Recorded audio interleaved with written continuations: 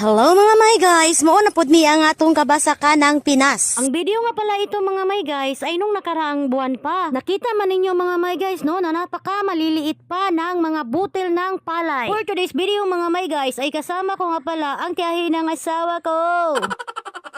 Dahil bukid is life ho tayo ay ito na naman ang ating ganap ngayong for today's video. Pasensya na nga pala kayo mga may guys kung ngayon ko lang ito na-upload dahil ngayon ko pa lang po ito na voice over. Sa sobrang kabisihan ko sa araw-araw nga gawain mga may guys ay ito na lang talaga ang aking nagagawang pagbo-voice over. Talagang napakahirap magtagalog mga may guys kung ikaw ay talagang pure na Bisaya ay nako naman mga may guys. Oy!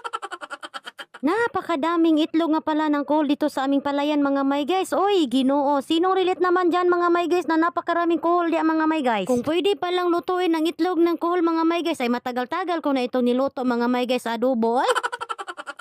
Kaso wala pa akong nakitang nagluto ng itlog ng kuhol dito sa mga Facebook, TikTok at kahit saang social na media. Hindi ko pa nakitang niluluto ang itlog ng kuhol mga may guys. Oy!